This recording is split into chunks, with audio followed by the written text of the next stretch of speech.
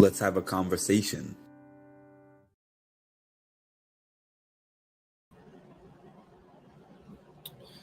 Hi, everybody. Hey, what's up, Bill? Hope you're doing good. I'm sure you're doing good because we talk all day in the chat. So I hope everybody tuning in is doing good. This is just a little bit of an update about my week, how my week has gone.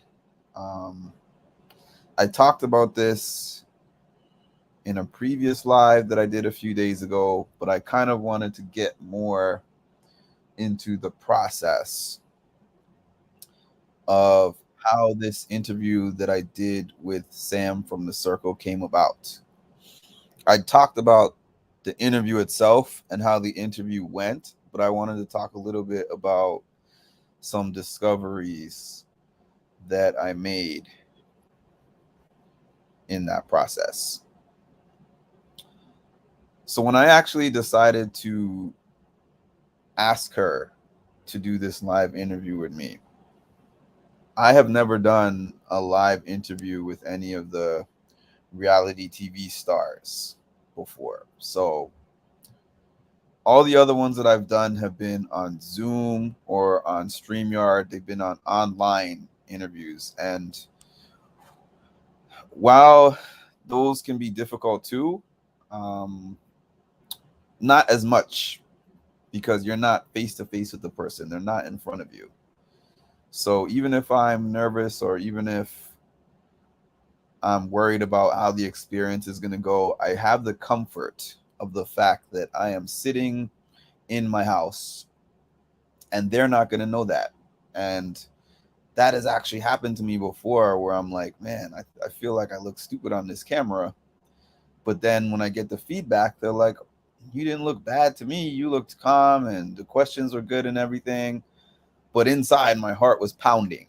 So I was like, if I get somebody who's actually sitting in front of me and I have to interview them live, it's a totally different experience. They'll be able to see my nervousness. They'll be able to see. And also, I experience anxiety, as a lot of you guys know, anxiety disorders. So, and somewhat of social anxiety too. So I was like, this is a big person to ask because this is a person with a big personality.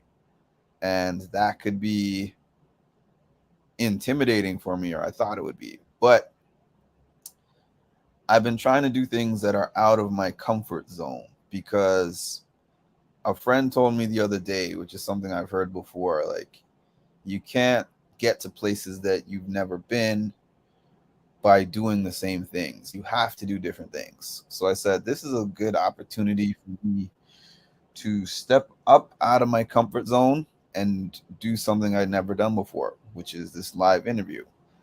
And I'm like, why not just jump in the deep end and go with somebody who, like I said, has a very strong personality. So, when I asked her, she was very amicable to that. She was like, yes, I'll definitely do it. And then I was like, wow, that was a very easy ask. I'm thinking that I'm going to have to pitch it and convince her and make sure that it sounds good and all that. But it was just a quick yes. So it's like you get the person to say yes to the thing that you're seeking them to say yes for. But then you're like, man, now I actually have to execute this. So that brings a whole different set of nerves. Like, wow, they said yes. Now what do I do? So I did what I always do, which is to prepare thoroughly. I watched all the episodes again. Hey, Michelle. I watched all the episodes again. Oh, the whole team is over here. Shout out to Retro and shout out to the Retro crew also. Um, Yeah, so I watched all the episodes again, and I got myself prepared with my questions. Like, these are all the questions that I'm going to ask, and this is how it's going to go, and this is where we're going to meet, etc., etc. You know, I got all those details ironed out. All right. Hey, Bill and Clover. Yeah, so I got all those details ironed out. And then again, when the time was upcoming, I was like, I still have to actually do this. It's one thing to prepare everything and have everything ready on what I'm going to say, whatever. And it's another thing to actually get to the spot, meet up with her, and execute the interview. Then you add in the element of it's in a, public place. There's a videographer that's recording everything, so I'm out there. For her, it's probably second nature at this point because she's now done a show and she's probably done several different interviews. But for me, brand new thing.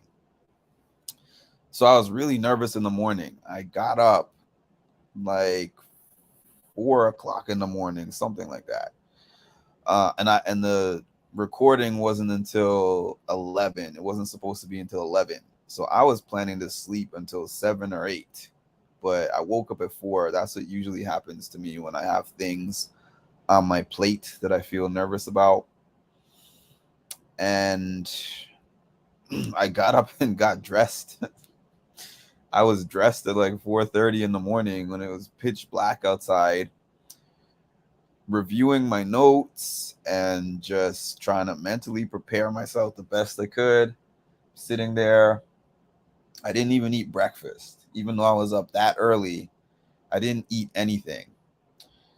And then I got on the train. I was heading out to the city. And I was just thinking and thinking and thinking and thinking and thinking, overthinking like I always do. Um, I got to the place about 15 minutes before our agreed meeting time. And I was like, don't worry, everybody's going to be here. The videographer is going to get here. She's going to get here. And everything's going to be fine. And then about 10 minutes after I got there, she sent me a picture of her location. And she was like, I'm here. And the picture she sent was like abandoned building or like a vacant building that didn't look like it was the area that I was in. And I was like, oh no, I hope I didn't send the wrong address. And I hope that she's not in some place that's really far away or something. So then I was like, okay, let me just like video call and show her where I'm at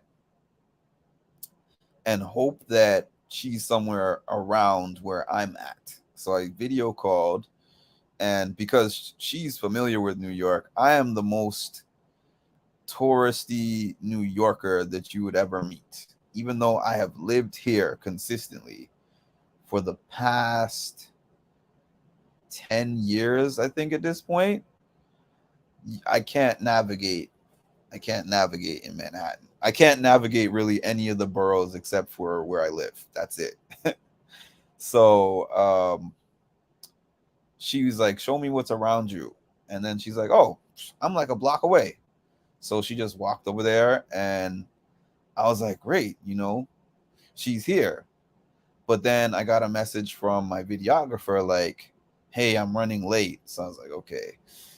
At least the main thing is that Sam is here.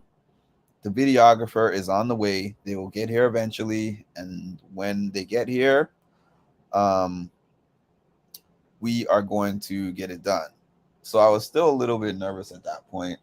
I told her the videographer is running late, and she was like, oh, no problem. I'm not in a rush. Whenever she gets here, she gets here, and we can just chill until then. So I was like, okay. So we sat down in the coffee shop and I had some tea. I think she had a latte. and we were just having conversation. And actually, the fact that we were able to have a conversation prior to jumping in to the interview actually benefited me, because the conversation was not necessarily just about the interview. Like, I got into a little bit about, what I wanted to do and what I wanted to accomplish. You got to do her accent. Which accent are you talking about, Bill? The Brooklyn accent? Yeah, so the fact that we were actually able to sit and talk made me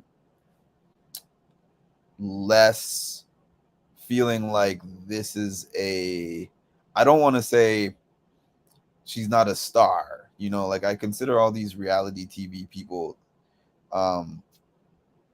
as somewhat of stars, but it just made me humanize her. Like, this is just a person. We were just two people having a regular conversation.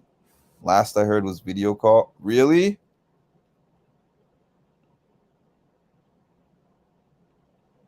Are y'all having problems with my audio?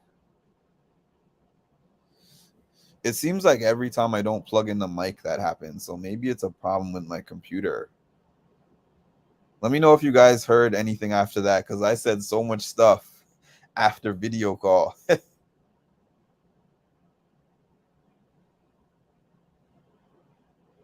Let me know if I cut out for any of you guys.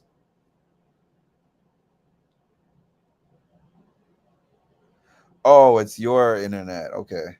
Got you. Okay, got you. So yeah, so basically it humanized her to where it was just like, oh, this is kind of like my friend that I'm having a conversation with.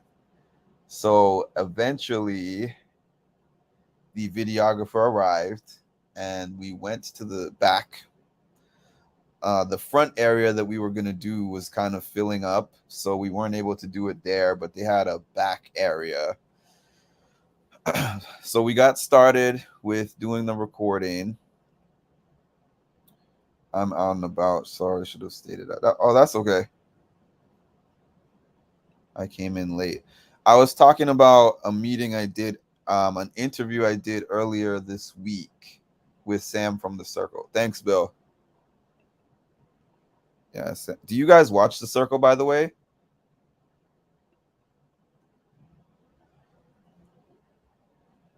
Have y'all seen The Circle? And if so, have you seen this season of The Circle?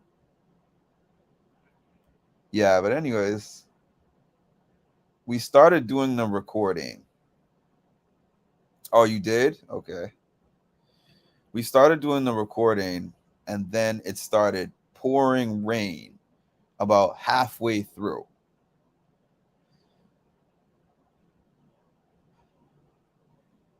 I don't even have the accent. I don't even have the accent. And when you guys see the interview, she was making fun of my accent. Yeah, it started pouring rain halfway through. And normally I would be like, oh man, this is terrible.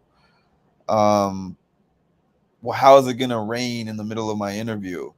We weren't wet or anything, but what happened was the rain was coming down on the roof, so the sound was so loud.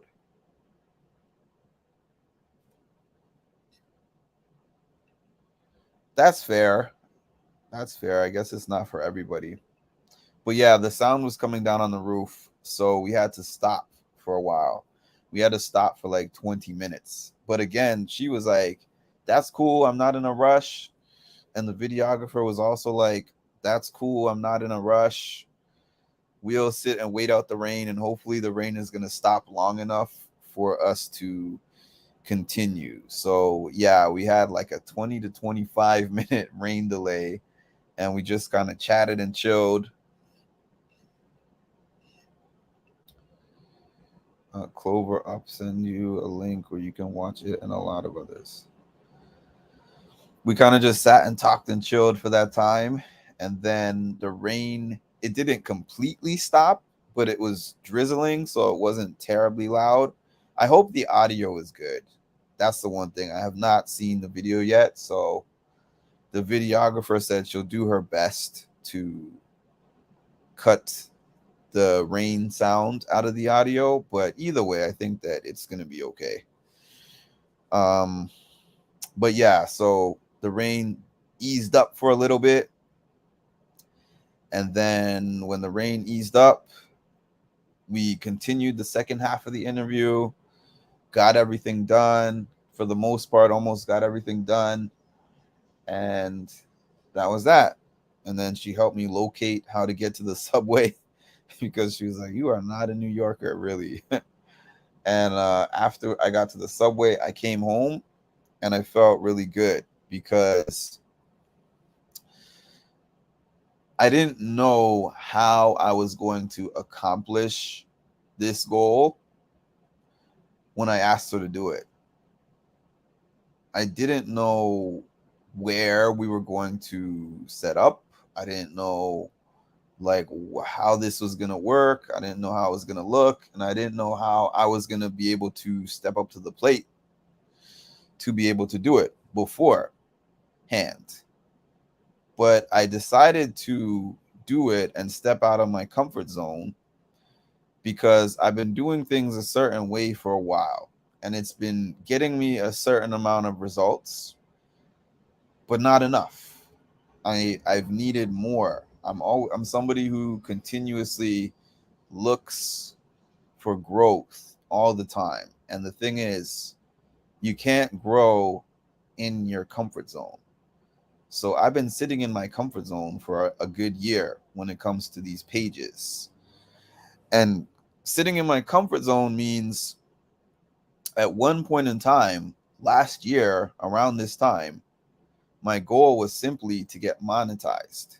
That's it. I didn't have anything beyond that. I'm like, I'm going to be so happy when I get the page monetized. So I worked and worked and worked at it. And I think around, I can't remember now if it was October or November. I'm pretty sure it was November. In November, I finally got monetized. So I was like, man, I've reached the top of this mountain. But then I was like, this mountain isn't high enough anymore because I've been sitting at the top of this mountain and things are moving around me, and I need more. So it requires me to do more to get more.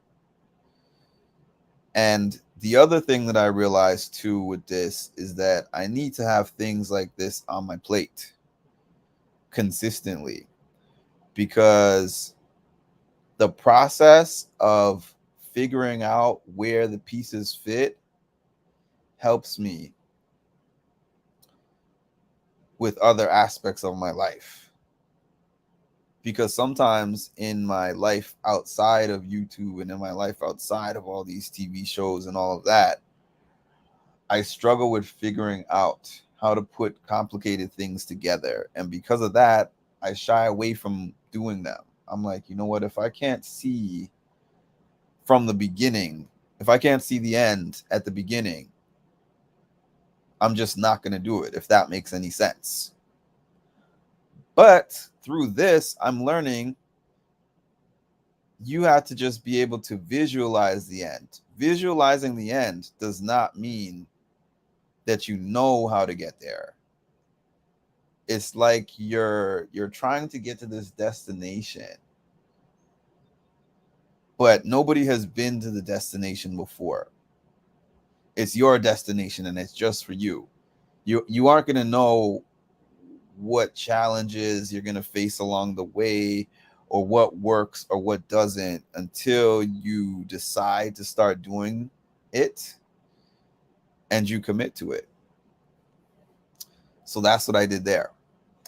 Now, there's a few other things on my plate currently that popped up on my plate also this week. And one of them is putting together a challenge watch party for the Challenge USA with somebody who participated in the Challenge USA. And I don't have all the pieces for that either. I don't have any of the pieces except for the agreement from the person to help me host the watch party. So now that's my next challenge, which is another thing that I feel a little bit tentative about because I've never thrown that type of event before. I've been to several of them, but I've never thrown one. So it's another challenging thing on my plate. But I need to have challenging things on my plate. So I guess that's my revelation for the week, is that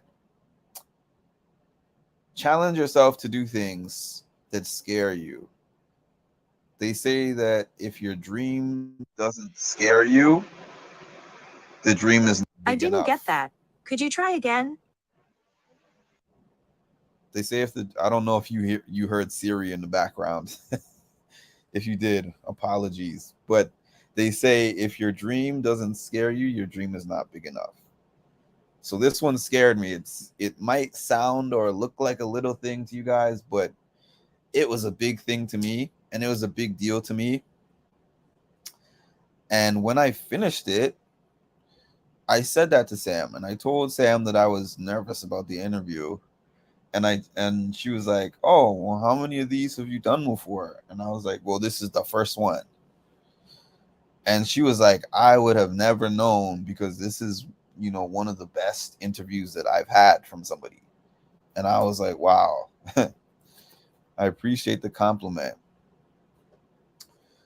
So getting that under my belt has given me a little bit more confidence towards further things that I want to do and further things that I want to build on.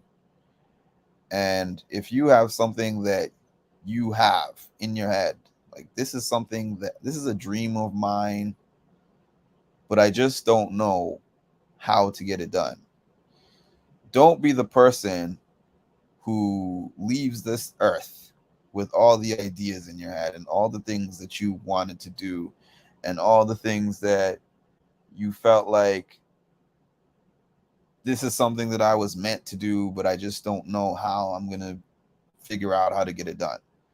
Be the person who puts their feet on the ground and is like, I'm just going to put one foot in front of the other and figure out how to get to my destination. So thanks to all y'all for tuning in. And I'm going to be on more often, like I've been saying. The off season was the off season.